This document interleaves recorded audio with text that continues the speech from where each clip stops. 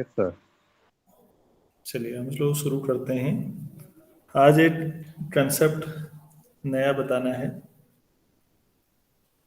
Concept तो चल ही रहा है मॉड्यूलों पर, और वहीं से एक कंसेप्ट हमारे पास आता है, कंप्लीट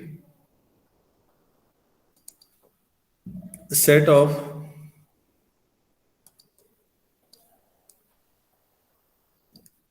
रेसिड्यू रेसिड्यूज कर देते हैं, ये ई है, सॉरी। हाँ, मॉड्यूलो एन।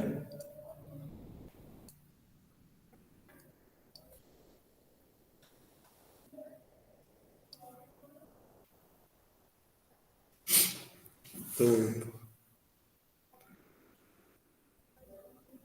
एन मॉड्यूलों पर अगर आप ऑपरेशन लेते हैं, जैसा कि हम ले ही रहे हैं, तो 8 सेट कब कंप्लीट है ये डिफाइन करते हैं। थोड़ा सा रफ वर्क कर लेता हूँ पहले। आप, मेरे पास 8 सेट है, सपोज इसमें एलिमेंट्स ये हैं A1 A2 ये। अगर मॉड्यूलो ऑपरेशन n जो है इन सब पे लगाया, और इनमें से कोई भी दो एलिमेंट AI और AJ n मॉड्यूलो पर कॉन्ग्रुएंट नहीं है, कोई भी दो, तो फिर ये सेट कंप्लीट हुआ। और दूसरी बात, अगर इंटीजर्स में बात हो रही है, तो आपको कोई भी इंटीजर ले लीजिए, उसके करस्पॉन्डिंग आपको यहाँ एक नंबर मिलना चाहिए। कोई भी इंटीजर ले लीजिए उसके करस्पॉन्डिंग, तो फिर ये अपने आप में इतना ही काफी है ना, फिर पूरा एन लेने की क्या जरूरत है, फिर पूरा जेड, ये तो इनफाइनाइट सेट है। क्या मैं समझा पाया?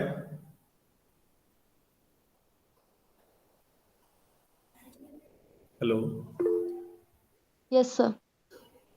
आप ऐसे कर लीजिए बच्चों, जैसे जेड आपको मालूम ही है क्या है, छोड़िए। मैं मॉड्यूलो ले रहा हूँ, मॉड्यूलो 5, और मेरे पास एक सेट है 0 1 2 3 4। तो कोई भी इंटीजर ले लीजिए मॉड्यूलो 5 पर, इनमें से किसी न किसी एक एलिमेंट के कॉन्ग्रुएंट होगा वो। होगा नहीं होगा, सोचिए। Yes sir. कोई भी इंटीजर ले लीजिए आप चाहते हैं क्लियरेंस, तो कोई इंटीजर आप बोलिए, मैं दिखाता हूँ कि वो इनमें से किसी एक के कैसे कॉन्ग्रुएंट है। किसी भी बच्चे को डाउट है, बेहिचक बोलिए प्लीज।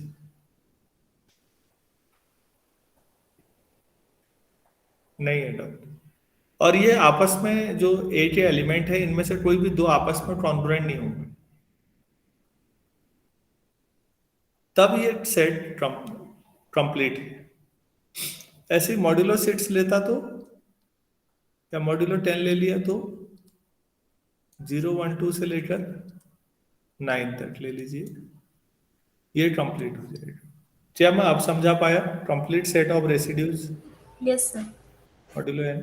तो अब एक जनरल डेफिनेशन देनी पड़ेगी, तो उस पर कुछ क्वेश्चंस हैं, तब ये हमारी जो एक्सरसाइज चल रही है अभी तक 2 3 दिनों से, ये पूरी हो जाएगी, फिर ये लास्ट सेक्शन रह गया इसका। तो अब मैं यहाँ स्टैंडर्ड डेफिनेशन आपको बताना चाहूंगा, यहीं से शुरू करता हूँ। और set A equal to this is set to form a complete set of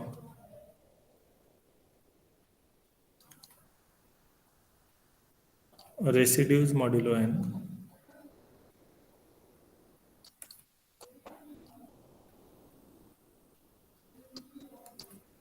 if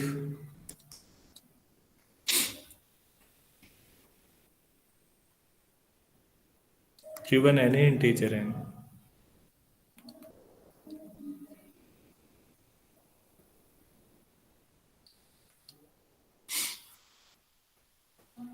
कोई भी इंटीजर ले लिया, जेड ले लेता हूँ, small Z, any integer small Z, there exist some element AI in this set A such that AI is congruent to Z modulo n या Z congruent to AI modulo n। ये तो एक ही बात हुई ना, क्योंकि मॉड्यूलो रिलेशन सिमेट्रिक भी होता है। तो AI Z के कॉन्ग्रुएंट है या Z AI के, कोई दिक्कत नहीं है। वही मैंने आपको रिफ्लेक्सिव, सिमेट्रिक, ट्रांजिटिव तीनों बताया था ये। Yes, sir. Yes, sir. तो प्लीज कोई भी इंटीजर लें तो उसके करस्पॉन्डिंग आपको यहाँ एक एलिमेंट जरूर मिलेगा, और एक ही मिलेगा, हाँ, जो कॉन्ग्रुएंट होगा। और दूसरी बात,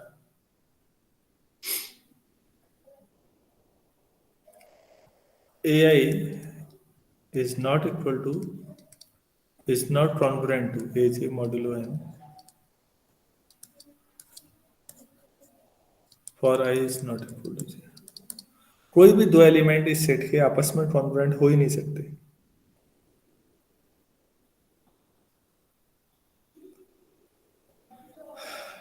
क्या मैं समझा पाया आप लोगों को? Complete Yes. सेट। चलिए ठीक है, तो इसमें एक छोटे से लेमा करते हैं पहले।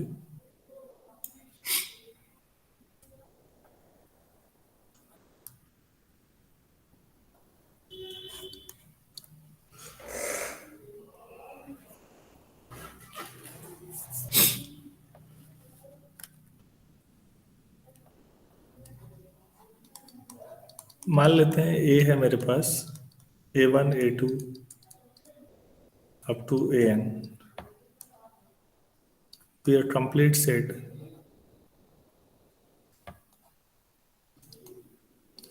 of residues modulo n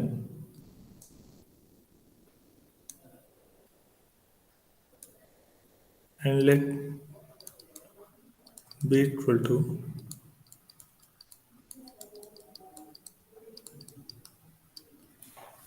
0 1 2 3 up to n minus 1, then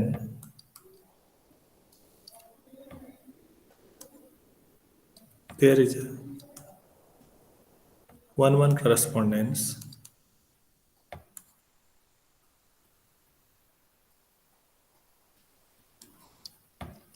between A and B।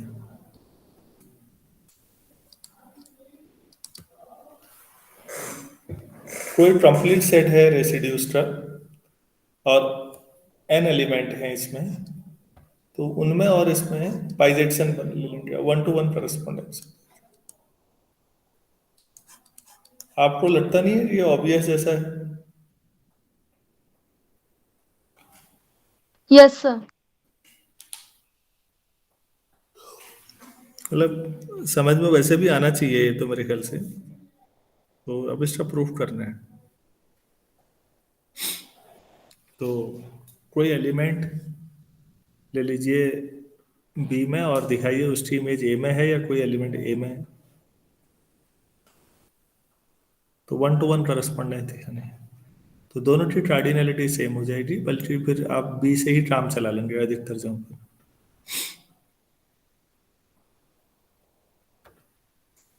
मान लेते हैं कोई एलिमेंट है के जो बी में है, स्मॉल के। अब अगर ये इनसे बाहर का है, तो जैसे अभी मैं यहाँ ले रहा था ना, कोई भी एलिमेंट जब बाहर का ले रहा था, आपने कहा 57 किससे करस्पॉन्डिंग कॉन्ग्रुएंट होगा इनमें से, तो 5 से 57 को डिवाइड करो बच्चों, रिमाइंडर क्या आएगा? 2. तो फिर ये 2 के कॉन्ग्रुएंट होगा या नहीं, सोचो। वैसे भी डेफिनेशन से भी 57 माइनस 2 डिवाइड हो जाएगा 5 से। और अगर इसमें होता तो मॉड्यूलो 10 है, तो ये 7 के कॉन्ग्रुएंट होता। समझ में आया ना? तो कोई भी अगर आप बाहर से Yes, कोई sir. नंबर ले रहे हैं तो उसके करस्पॉन्डिंग एक अंदर होना चाहिए ना, फिर कंप्लीट है तो। Yes, sir. ठीक है, अगर ये बात समझ रहे हैं तो आप स्टेटमेंट्स पे दोबारा जाइए। ये है ये कंप्लीट है, लिखा हुआ है। और बी में से कोई एक एलिमेंट उठाया मैंने, कोई भी उठा दिया बीच में, आर या के, मैंने के लिख दिया, चलो। तो फिर आपको, अब क्योंकि ये कंप्लीट है ए, तो ए में कोई ना कोई स्टेट कॉन्ग्रुएंट होना चाहिए ना। Yes, sir. Then by definition of complete set of residues, complete set of residues,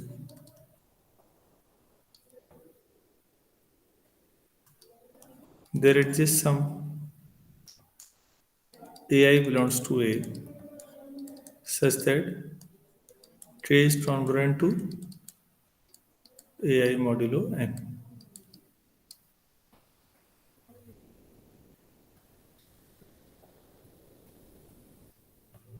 और अगर k स्टेट कॉन्ग्रुएंट होगा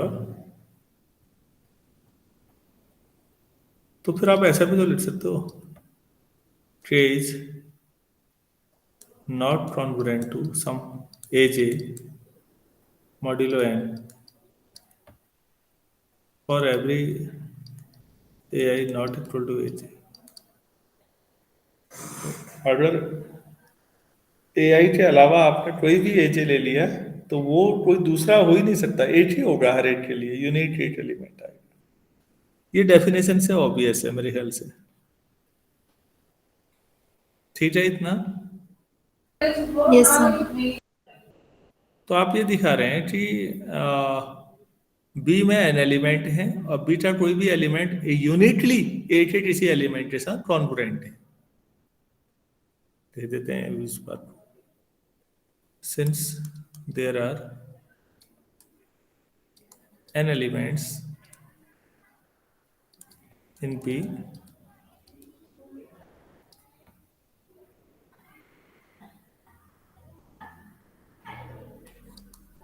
as well as in A,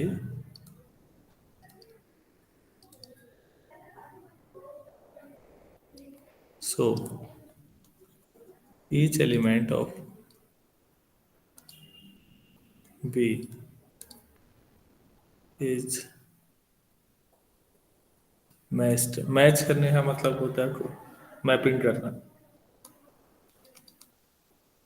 with one and only one,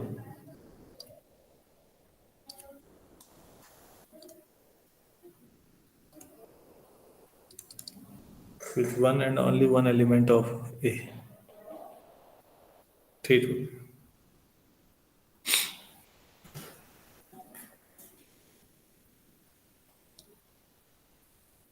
अच्छा, बीटा तो हर एलिमेंट ए के यूनिटली आ गया, अब क्या पता ए बड़ा सेट हो। अब ये दिखाना है कि ए में भी एन एलिमेंट है और 1 to 1 जा रहा है। ए से बी में भी आप मैपिंग डिफाइन कर सकते थे, बहुत ट्रिवियल केस है। Similarly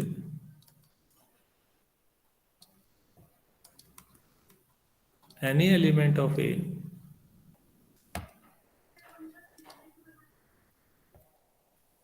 for there exists an element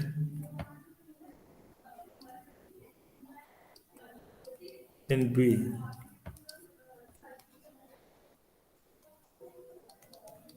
associated with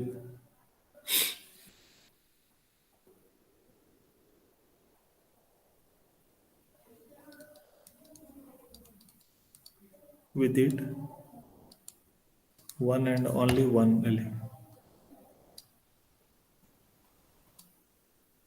only one element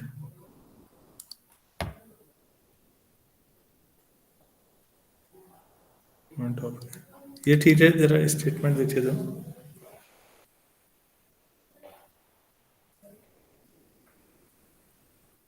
मेरे ख्याल से लेमा में ऐसा कुछ है नहीं, जब दो फाइनाइट सेट है दोनों की कार्डिनलिटी सेम है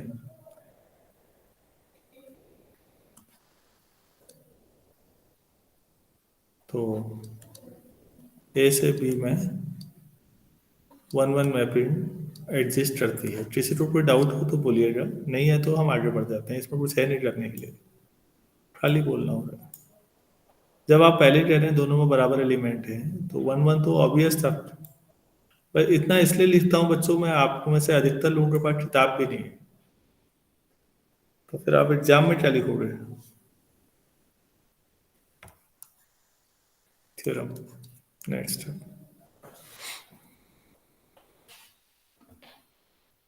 और सेट ए, ए में एलिमेंट्स हैं A1 A2 up to An is a complete set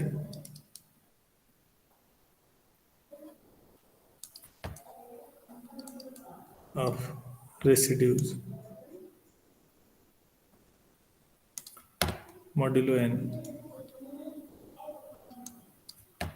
if and only if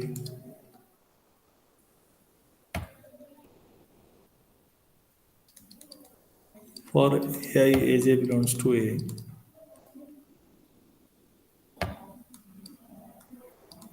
ai not equal to aj, तो ai is not congruent to, definition भी थी ये, थ्योरम भी कहते हैं कई लोग इसको, ये if and only if condition है। अगर इतना भी कर दें तो काफी है कंप्लीट होने के लिए। अगर कोई set complete set of residues modulo n है तो उससे कोई भी दो एलिमेंट इनकॉन्ग्रुएंट होंगे, ये प्रूफ करना है। तो करने के लिए ज्यादा कुछ यहाँ भी नहीं है, फिर भी suppose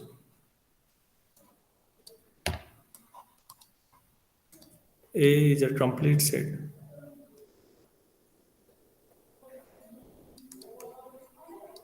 of residues modulo n,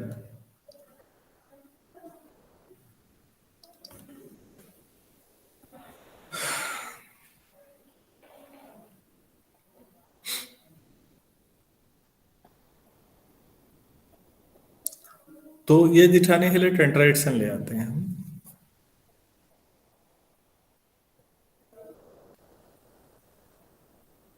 तो हमारा क्लेम क्या है? AI is not congruent to AJ modulo n. This is true for every AI which is not equal to AJ. Suppose उल्टा ले कंट्राडिक्शन ले आते हैं, हमारे लिए आसान तो ये है कि AI is congruent to AJ लिखते हैं। आप लोग समझ पा रहे हैं जो लिख रहा हूं मैं? Yes sir. तो AI minus AJ equal to some lambda times n लिख सकते हैं। Yes, sir. ठीक है,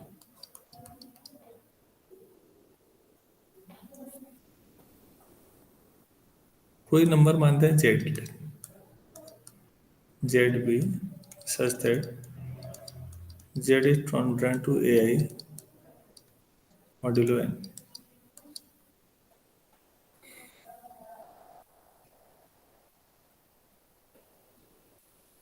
ठीक है, ऐसा कोई ना कोई Z एग्जिस्ट कर सकता है, कोई दिक्कत नहीं है। मैं ये भी लिख देता हूँ, such a Z can exist since AI plus some constant mu times n कर लें तो कॉन्ग्रुएंट AI होता है या नहीं?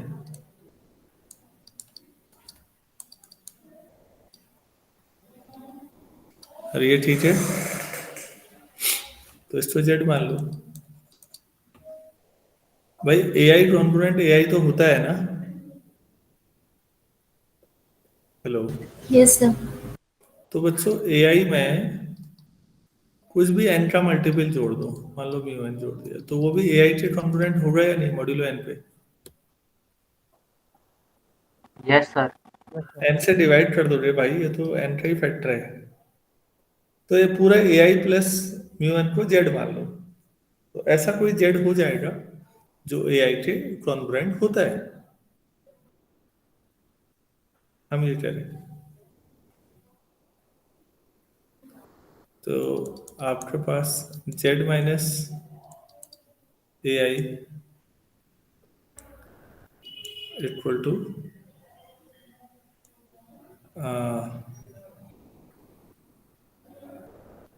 अगर z ए आई के कॉन्पोनेंट है z minus I equal to some r times n लिख दें फॉर सम r, ऐसा लिख सकते हैं।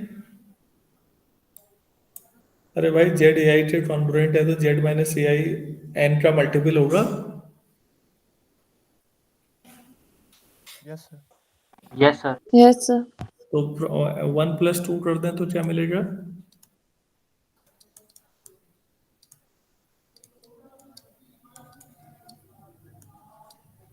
ये 1 है, ये 2 है।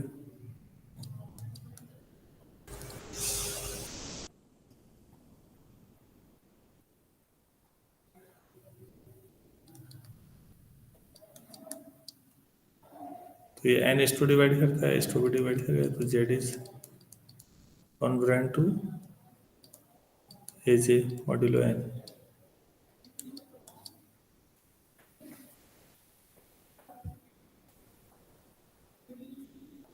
ये कंट्रडिक्शन है या नहीं? अभी थोड़ी देर पहले आप क्या लिख रहे थे यहाँ? z कॉन्ग्रुएंट टू ए आई अब क्या लिख रहे हैं लास्ट में पीछे? ए जे के कॉम्पोनेंट। तो z दो के कॉन्ग्रुएंट, ये तो डेफिनेशन में नहीं था। आपने कहा था कंप्लीट सेट है ना?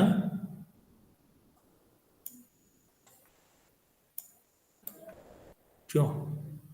अगर Yes, sir. Complete Yes, set है sir. कोई भी इंटीजर स्टेट किसी एजी के साथ कॉन्ग्रुएंट होगा ना? Yes sir. जेड दो के साथ हो रहा है तो इसका मतलब हमारा गलत कंक्लूजन आ रहा है।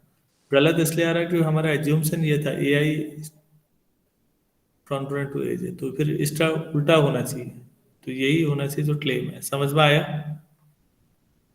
Yes sir. Yes, sir. Yes, sir. सो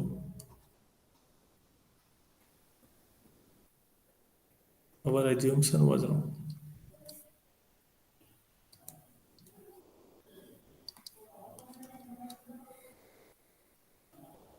तो a I is not equal to a j modulo n for every i is not equal to j लिख दो। कोई भी दो डिफरेंट एलिमेंट आपस में कॉन्ग्रुएंट नहीं होंगे। अगर वो कंप्लीट है तो कोई भी दो कॉन्ग्रुएंट नहीं होंगे।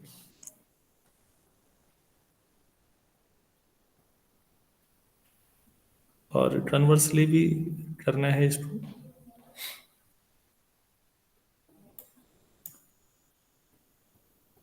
इफ एंड ओनली इफ था सर। हाँ, अगर कोई भी दो डिफरेंट एलिमेंट आपस में कॉन्ग्रुएंट नहीं है तो वो सेट कंप्लीट होता है। ये दिखा, ये थ्योरम काफी अच्छी है, इसका यूज हम सवालों में फिर करते हुए चलेंगे।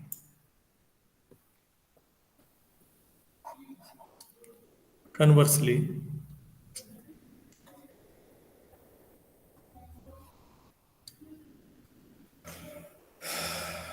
सपोज, यहीं से शुरू करो जो लास्ट में लिखा था इसमें, a I is not equal to A J modulo n for every i is not equal to j. अगर आई और जे डिफरेंट है तो ये क्लेम क्या है?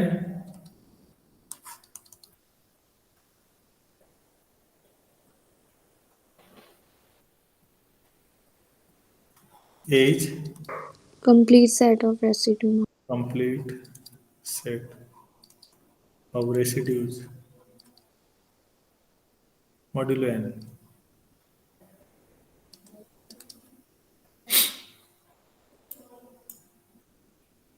चलिए ठीक है।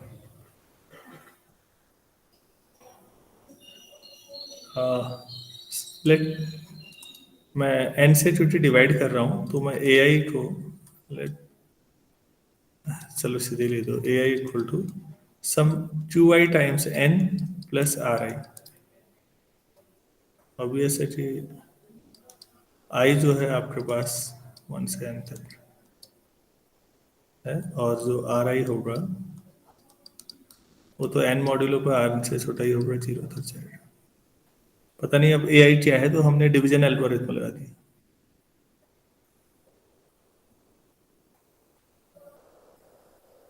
अच्छा, हियर आर आई और आर जे डिफरेंट होंगे for I is not equal to J, otherwise आपने कैसे पता लगा आपको ये डिफरेंट ही होंगे। चलो करके देखते हैं बराबरी। अदरवाइज में कई फॉरेनर्स ऐसे भी लिखते हैं फॉर इफ, तो उसका मीनिंग समझिएगा। फॉर इफ लिखा हुआ है तो इसका मतलब वो जो उल्टा आप सोच रहे हैं उसको प्रूव कर रहे हैं आप। कई बुक्स में आपको बर्टन ही नहीं, और भी रॉयडन है, कॉन्वेजी कॉम्प्लेक्स है, आपको कई जो दिखेगा।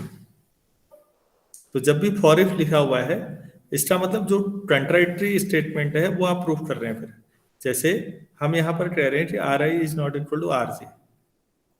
अब आपने कहा अच्छा आपको कैसे मालूम ऐसा है, तो चलो फॉर इफ करके हम प्रूफ कर देते हैं। हम मान लेते हैं कि दोनों बराबर है, अदरवाइज हम इसको सरल शब्दों में अदरवाइज कर रहे थे, R I equal to are J, then A I minus A J equal to आपके पास हो जाएगा Q I minus Q J times N. हो जाएगा या नहीं? तो ये रिमाइंडर तो दोनों के कैंसिल हो जाएंगे। इसी से आई की जो जे भी रख सकते हो ना, आई तो 1 से n तक है। अरे भाई ए आई जो है वो Q I N plus are I है, तो ए जे क्या होगा? Q J N plus R J. अगर सब्ट्रैक्ट करें तो ये दोनों बराबर कह रहे हो आप, ठीक है इतना। Yes, sir. और अगर ऐसा कह रहे हो तो फिर ये राइट साइड को एन डिवाइड करेगा तो लेफ्ट को भी करेगा, तो उससे क्या प्रूफ हो जाएगा दोबारा? AI is congruent to AJ. Modulo N. इसी को तो नहीं मान रहे हैं आप अभी। आपने सपोज क्या लिखा हुआ है देखिए सबसे पहले conversion, A I is not congruent to AJ, तो अब ये तो कंट्राडिक्शन, तो फिर दो को डिवाइड करके सेम रिमाइंडर नहीं आ सकता। So r I is not equal to are j for every i is not equal to j. जो जो डाउट्स हैं वो भी हम क्वेश्चन का पार्ट मानते हैं, इसको भी भले ही हमने कंट्राडिक्शन के साथ किया है, इसको भी तो हमने अब ये तय कर लिया कि आर आई अलग है आर जे अलग है, नहीं तो क्या गड़बड़ होगी ये। ठीक हो गया। अब ए में तो एन नंबर ऑफ एलिमेंट्स हैं, तो फिर आर आई की एन डिफरेंट वैल्यू होंगी, since there are n members in a, there are n different RI, और RI n से कम है।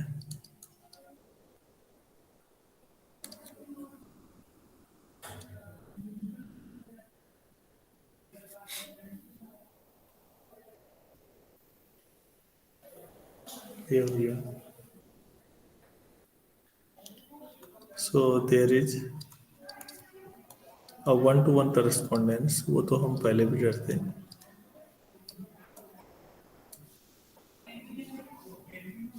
correspondence between AI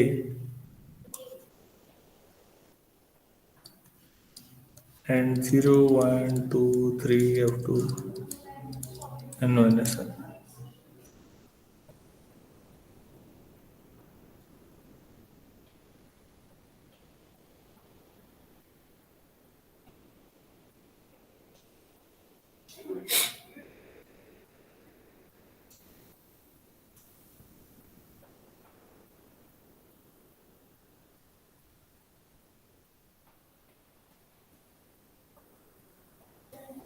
तो अब आगे को कैसे जाया जाए? हमें कोई भी दो एलिमेंट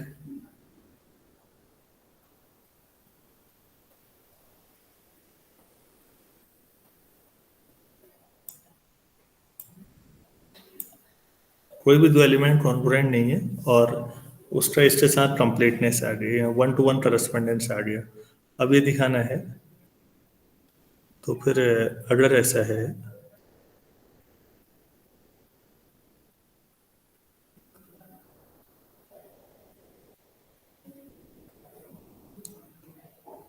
तो इससे आप पूछ सकते हैं this implies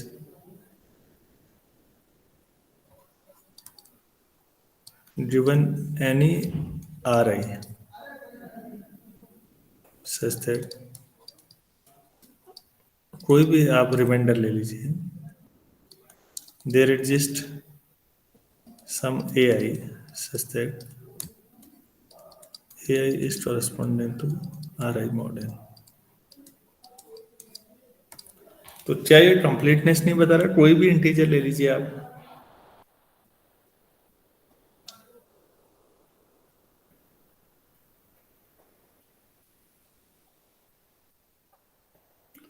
hello, yes sir. आपने देखा है, कोई भी एलिमेंट ले लीजिए, उसके करस्पॉन्डिंग रिमाइंडर आपको मिल ही रहा है ना, और सारे रिमाइंडर ये हैं। तो क्या इससे ये साबित नहीं हुआ कि ए इज कंप्लीट?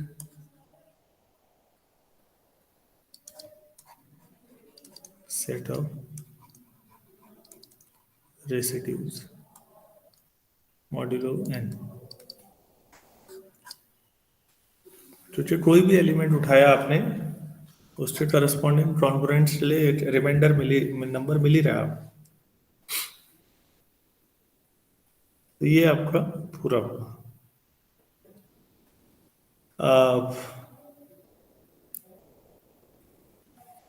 नेक्स्ट आपका जो रिजल्ट है कॉन्ग्रुएंट्स में,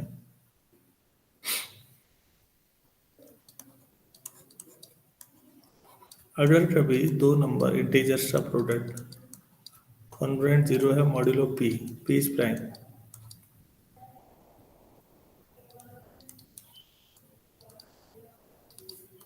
then either A congruent to 0 modulo P, ये ओरली नहीं होने लायक है, और B congruent to 0 modulo P।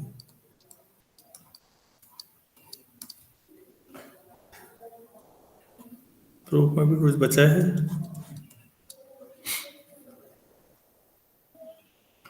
A B congruent 0 modulo P का मतलब P divides A B minus 0 हुआ या नहीं? Yes, sir. तो P डिवाइड्स ए बी है बच्चों, हमने पीछे किया है फंडामेंटल थ्योरम।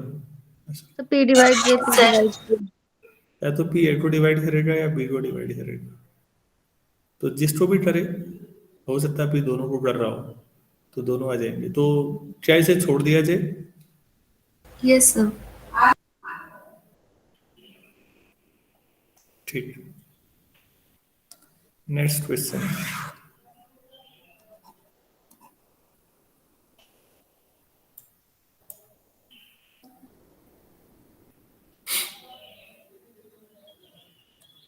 जेड है कोई number is congruent to A modulo N if and only Z plus C N congruent to A plus D N modulo N. इसमें भी ऐसा तो कुछ है नहीं, मैं घर से डायरेक्ट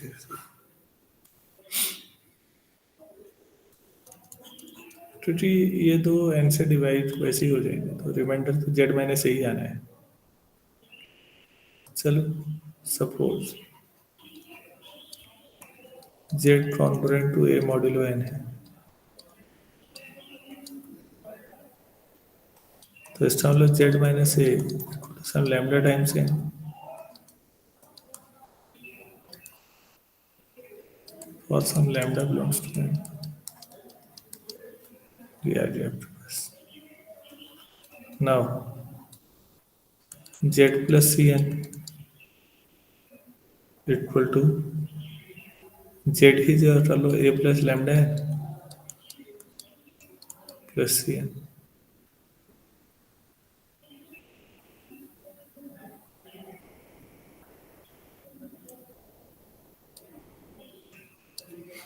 अच्छा z plus C n minus a plus D n कितना आएगा ए प्लस लैम्डा एन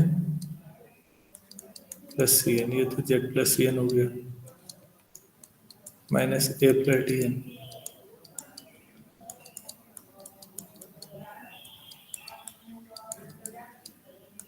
ऐसा लिख सकते हैं ना। तो ये तो हो गया। फिर राइट साइड को एन डिवाइड करता है तो Z plus C N transfer to A plus D N. और कन्वर्सली तो और भी आसान है। आप इसे लेते हो तो एन इसको डिवाइड करेगा तो जेड माइनस ए को भी करेगा।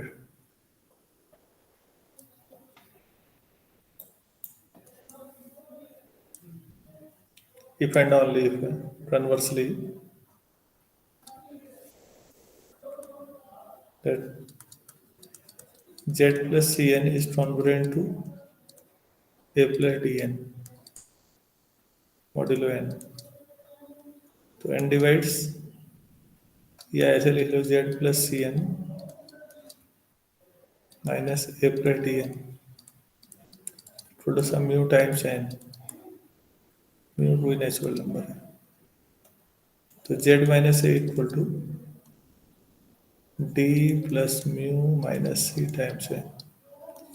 क्योंकि एन राइट साइड को डिवाइड करता है तो लेफ्ट को भी करेगा तो z माइनस ए को भी करेगा तो z is congruent to A modulo. दोनों तरफ से सही है। अगर ये ले रहे हो तो ये वाला सही है। तो लेकिन इसमें क्या हम ध्यान दे रहे हैं जरा गौर करिए तो z और a अगर कॉन्ग्रुएंट है तो z के साथ n का कोई भी मल्टीपल जोड़ दें और a के साथ भी कोई दूसरा भी मतलब तो कोई फर्क नहीं पड़ता। क्लियर है इतना। Yes sir. Yes, sir.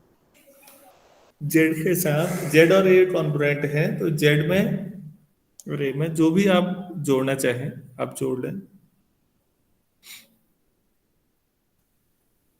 कोई फर्क नहीं पड़ेगा।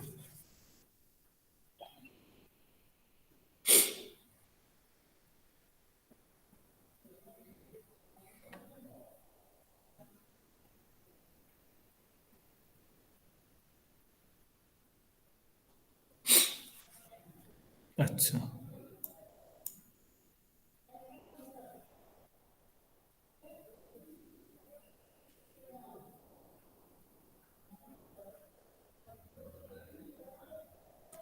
क्वेश्चन है बच्चों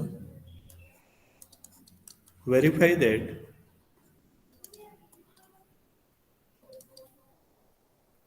zero one two square two cube two to the power 9 form a complete set of residues form a complete set of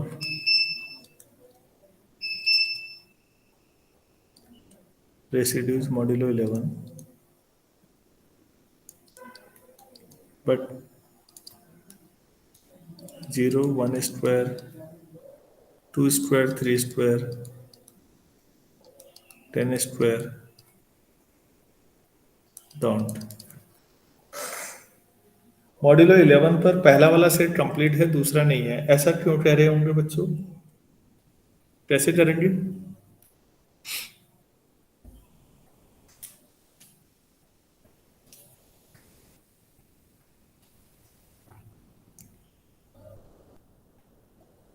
hello पहले वाले में तो हम दिखा देंगे कि AI कोई भी किसी के भी कॉन्ग्रुएंट नहीं है किसी एजे के। तो अच्छा दूसरा कोई काउंटर एग्जांपल मिल जाएगा।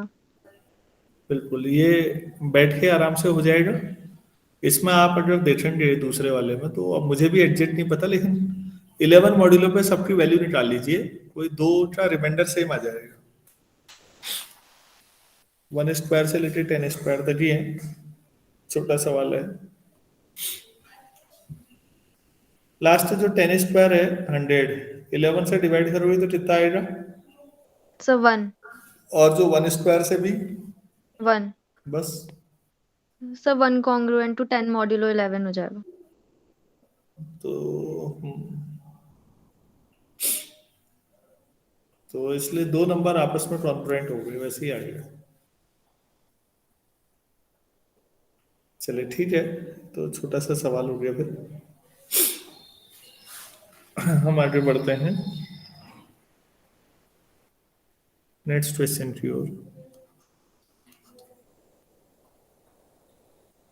आज अब ये वाली एक्सरसाइज हमारी पूरी हो गई है 4.2 जो मेरी बुक में है, मतलब एक आध सवाल और करते हैं।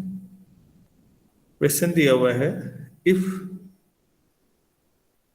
GCD of A and N equal to 1, मतलब ये रिलेटिवली प्राइम है, then prove that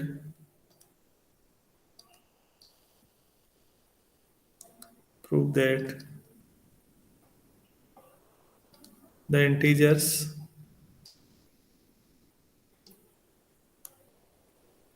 c plus a, c plus 2a, c plus 3a, c plus n minus 1a form a complete set of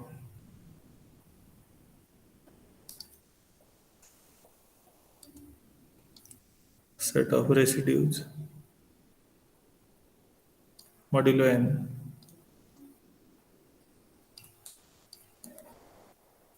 for every c belongs to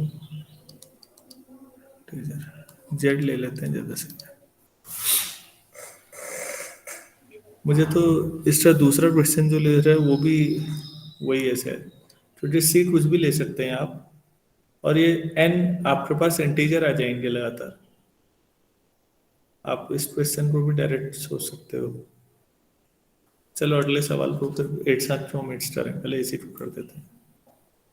सवाल समझ में आया? तो सवाल यह है बच्चों एक तरह से कि एन सी प्लस ए अरिथमेटिक प्रोग्रेशन जैसा हो गया, एन टर्म्स है,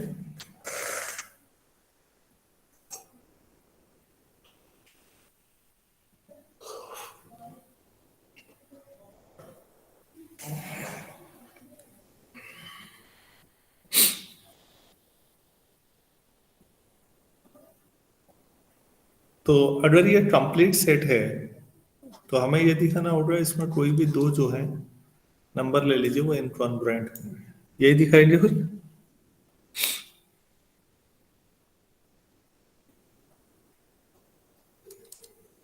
ए सेट मान लेते हैं, c plus 0, c plus A,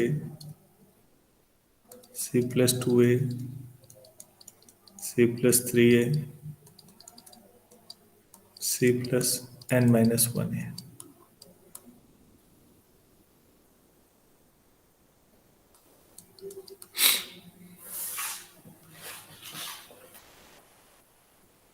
if मैं ये लिख दे रहा हूं, any two elements of A are incongruent,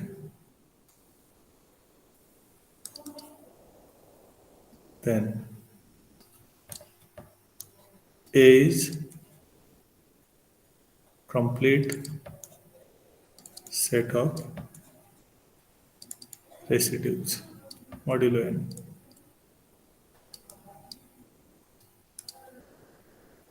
तो कोई भी दो इनकॉन्ग्रुएंट है तो हम उसका कंट्राडिक्शन लेते हैं।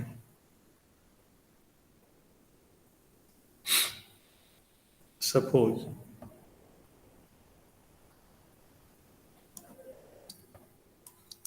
C plus RA equal to C plus SA modulo n, मान लेते हैं कोई दो कॉन्ग्रुएंट है, तो R और S जो होंगे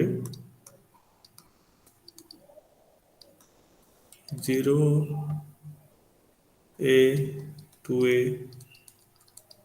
n माइनस 1 a में से ही होंगे कोई, सपोज ऐसा ले लिया हमने। तो n divides c plus R A minus c plus S ए। तो n डिवाइड्स c कैंसिल हो जाएगा, r माइनस एस ए। तो n divides r minus s, क्योंकि GCD of a and n 1 दिया हुआ है। ठीक है बच्चों? Yes sir. Yes sir. अच्छा एक बात बताइए, R और S यहाँ है,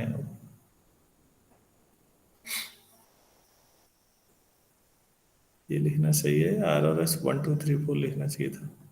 सर 1 2 3 4। वहाँ वही लिखना चाहिए था सर, ये A नहीं, क्योंकि R A लेना था तब ये था, R खाली ये था। 0 1 2 3 अप टू n माइनस 1। हमें नमस्कार। हाँ नमस्कार। हाँ जी, हाँ जी, हाँ कर दी पेमेंट। नहीं आरटीजीएस करवाया। नहीं रतुड़ी जी ने कहा तो था, आईडी वही नहीं हो पा रही। आप क्या कर सकते हैं?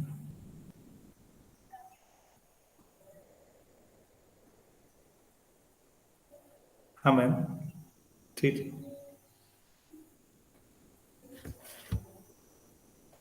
चलिए, तो अब आप ही बताइए, आर और एस दोनों जो हैं एन से छोटे हैं, तो उनका डिफरेंस भी एन से छोटा होगा या नहीं? Yes sir. Yes sir. S भी छोटा है, तो आर माइनस एस भी छोटा होगा ना एन से। तो N can't divide R minus S, ये कंट्राडिक्शन है या नहीं? Yes sir. ये कैसे चलेगा डिवाइड अपने से छोटे को? तो फिर हमारा एज्यूम्शन क्या था? ये वाला रॉन्ग हो गया। सो C plus RA is not congruent to C plus SA modulo n, और R और S डिफरेंट है। तो फिर जो A है वो कंप्लीट हो गया या नहीं? Yes sir. हो गया।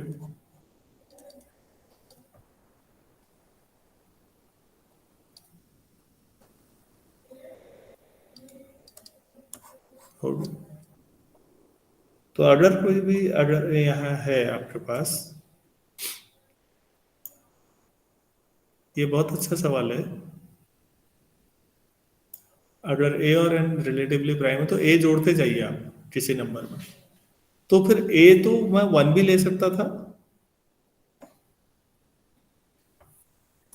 एक पर्टिकुलर सोचिए कि अगर मुझसे जीसीडी ऑफ 1 एंड एन पूछा जाए तो कितना लिखूं? 1। तो मैं ए को 1 ले सकता हूं ना? ए Yes. 1 लेता तो क्या बन जाता है? C plus 1 C plus 2 up to C plus N minus 1।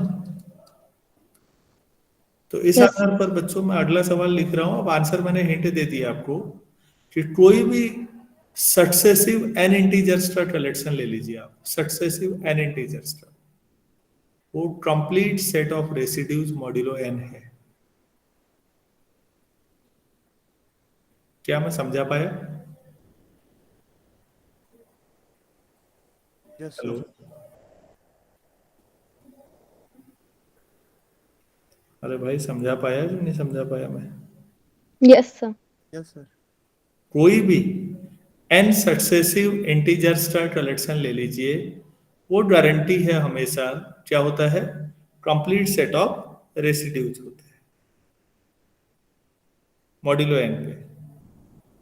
तो जो वन ये है, और इसका जनरल ये है कि वन के गैप में लेने जरूरी है ये नंबर। तो मैं कह रहा हूं नहीं, आप ए गैप में भी ले सकते हैं, लेकिन जो ए है वो एन के साथ रिलेटिवली प्राइम होना चाहिए। ये सवाल मैंने कराया है आपको, इसका जनरलाइजेशन समझिए आप। क्या बच्चों मैं आप समझा पा रहा हूं आप लोगों को? Yes sir. मैं यहां नीचे लिख दे रहा हूं।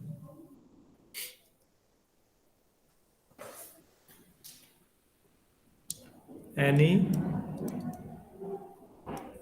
n transitive integers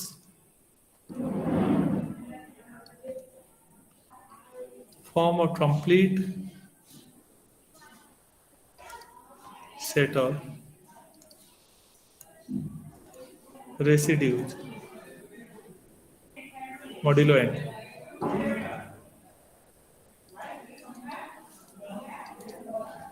तो आप यहाँ पर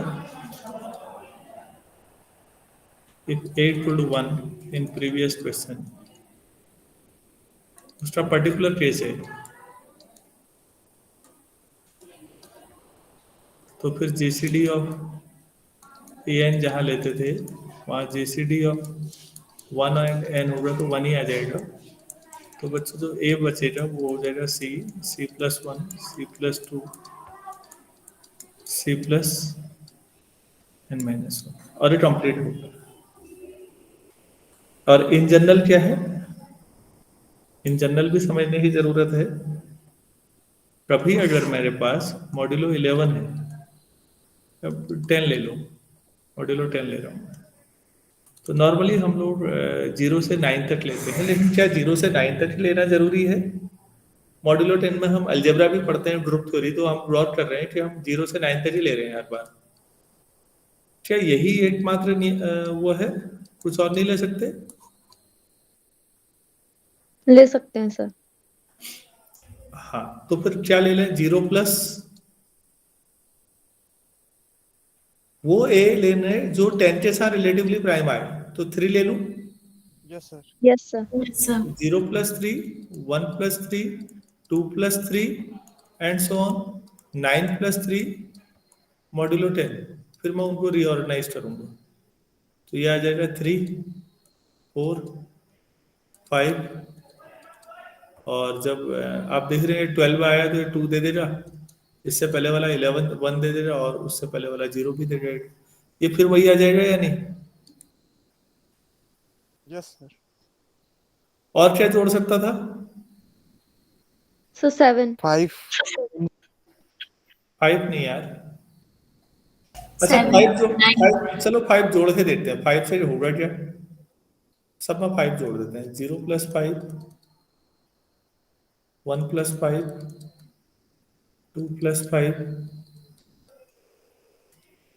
लास्ट में 9 प्लस 5, 5, 6, 7, इसमें तो हो सकता है 5, फिर लास्ट में 14, तो 4 आ जाएगा, उससे पहले 3 आ जाएगा, 2 आ जाएगा, 1 आ जाएगा। इसमें तो चल रहा, लेकिन कई जो हो सकता है उससे दिक्कत आ रही होगी। तो आपने ये सीखा कि मॉड्यूलो में भी आप थोड़ा सा चेंजेस कर सकते हैं। कंप्लीट सेट क्या होता है ये सीख, क्या मैं समझा पाया आप लोगों को इसे? Yes Yes, sir. sir. चलिए ठीक है, फिर आज इतना ही करते हैं बच्चों। कल स्पेशल डिविजिबिलिटी टेस्ट करवाने हैं आप कुछ इसी में। काफी शानदार है, नंबर सिस्टम के बारे में हमारी जो समझ है वो काफी बेहतर हो जाएगी कल के लेक्चर से, क्योंकि कल सवाल नहीं कराना है, कंसेप्ट समझाना है, और कुछ चीजें आती होंगी उसमें।